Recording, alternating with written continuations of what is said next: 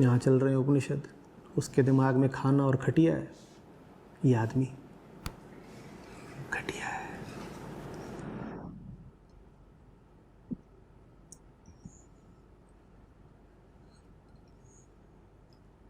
सब घटिया है, किसी एक की नहीं बात हो रही, आदमी ही घटिया है।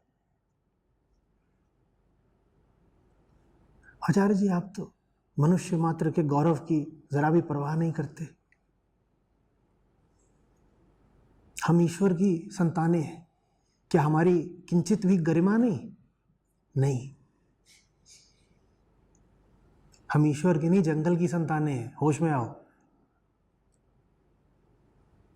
किसी ईश्वर ने बड़े अनुराग से, बड़े लाड़ से हमें नहीं बनाया है। हम गोरिल्ला से निकल के आए हैं।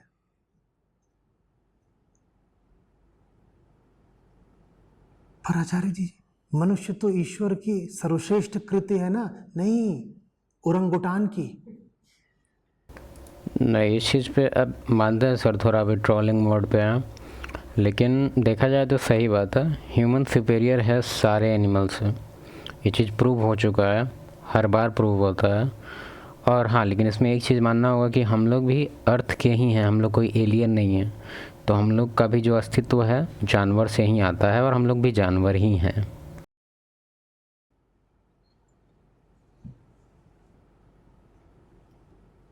खुद को देखो, अपनी हरकतों को देखो, अपने विचारों को देखो।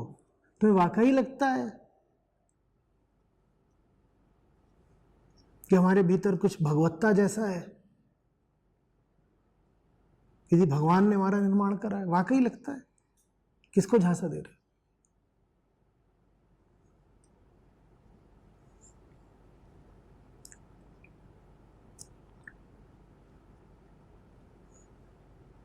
गनीमत यह है कि ज्यादातर जो हमारी करतूतें हैं वो दिमाग में ही रह जाती हैं, कभी प्रकट होकर, कार्यान्वित होकर के सामने नहीं आती हैं। नहीं तो कोई गलतफहमी नहीं रह जाती कि हम किसकी औलादे हैं।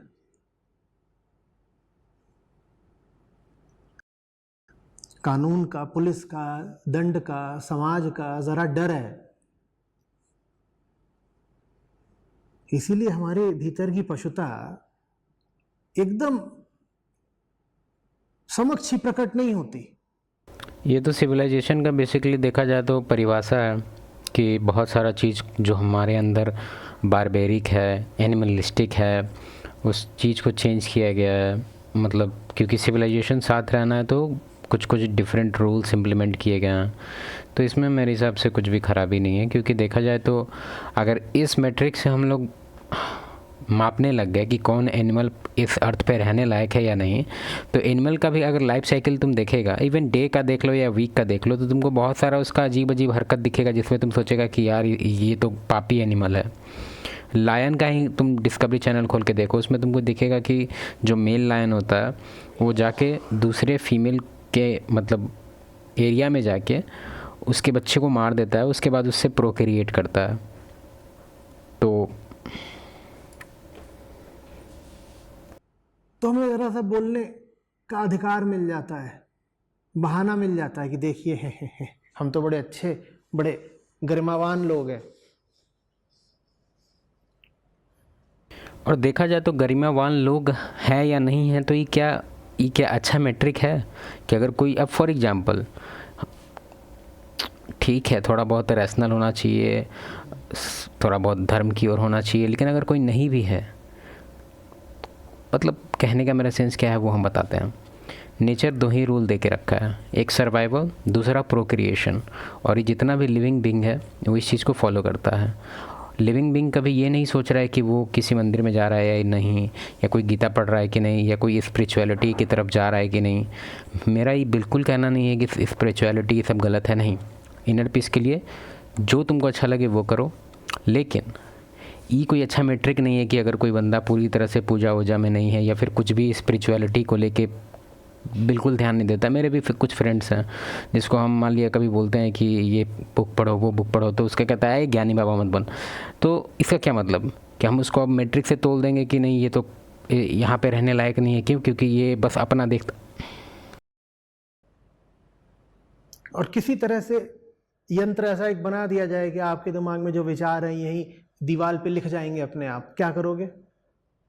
और विज्ञान ऐसी तकनीक कोई ना कोई खोज निकालेगा, कोई बहुत बड़ी बात नहीं है, क्योंकि जितने विचार होते हैं वो होती तो सब मस्तिष्क के सर्किट की तरंगे ही हैं,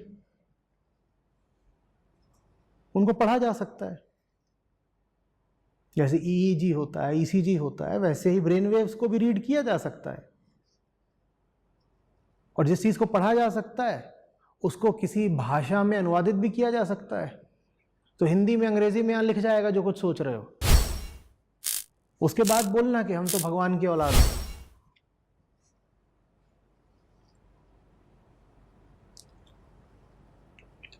अहंकार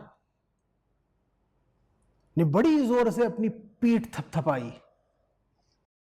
ऐसे इस चीज़ पे हम एक पॉइंट बताना चाहेंगे, जैसे प्राइड नहीं आना चाहिए।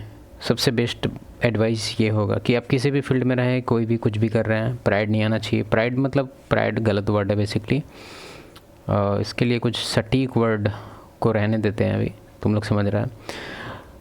एक अहंकार जो आ जाता है, जैसे कि फॉर एग्जांपल बहुत सारे स्पिरिचुअल लोग में भी हम देखे हैं। जैसे मेरा एक फ्रेंड था, वो इस चीज़ को ब्रैग करता था कि हम मॉर्निंग में उठ के पूजा ये वो सब कर ले रहे हैं, तुम नहीं कर रहा है, तुम खराब है।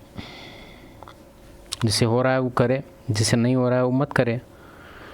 बस नॉर्मल अच्छे रहना चाहिए। अब ज़रूरी नहीं है कि आप पूरा रूल्स रेगुलेशन पूरा एकदम कर रहे हैं तो ही आप अच्छा।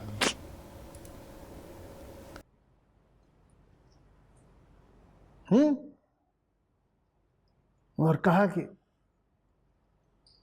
भगवान ही मेरा बापू, भगवान ही मेरी माई।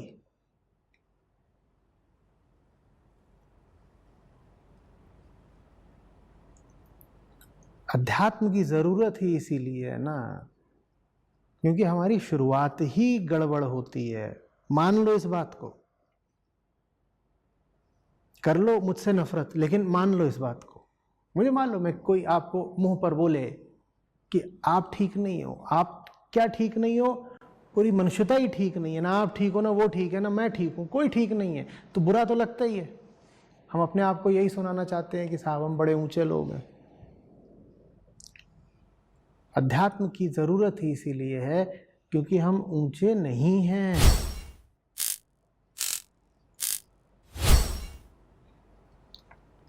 ऊंचाई संभव है अगर तुम खुद से दूर जा सको। हम तलहटी के कीड़ों जैसे हैं। ऐसे इस पे एक्चुअली काफ़ी रिसर्च हो चुका है। कहने का तात्पर्य ये है कि कोई भी चीज़ स्कैरसिटी में होता है ना, दो कॉन्सेप्ट है इसके पीछे। एक मिनट। ऊंचाई पर जाना है तो उस तलहटी से पराया होना पड़ेगा।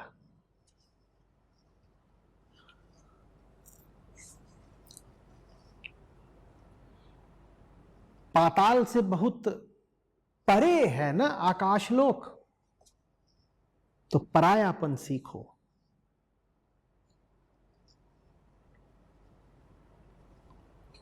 जन्म हम सबका पाताल में ही होता है।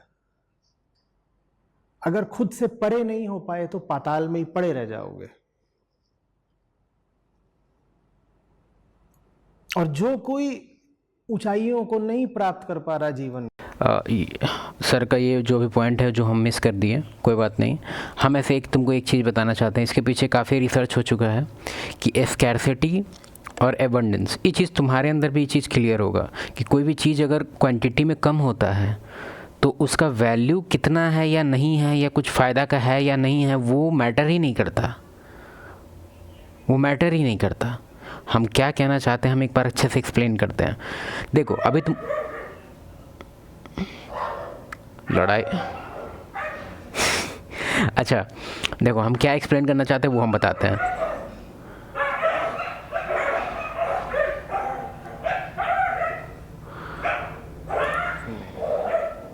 उसकी असफलता का एकमात्र कारण भी यही है। उसे बहुत मोह है अपनी जन्मगत चीजों से। जो कुछ उसे जन्म के साथ मिला था उसके मोह में ही पड़ा हुआ है। कहीं ना कहीं उसे बड़ा मोह है, इसीलिए वो प्रगति नहीं कर पा रहा, ऊपर को उठ नहीं, उन्नति हो नहीं रही उसकी। क्योंकि नीचे पाताल की किसी न किसी चीज से मन लगा हुआ है उसका। तुम्हारे अतीत में, तुम्हारे शरीर में कुछ ऐसा बैठा है जो तुम्हें बहुत प्यारा है, तुम्हें पता है तुम ऊपर उठोगे, तुम पुराने से पराये होगे, तो जो पुराना है वो छोड़ना पड़ेगा, तुम्हारा मोह है उससे, तुम छोड़ना नहीं चाहते, इसलिए तुम उठ नहीं पा रहे।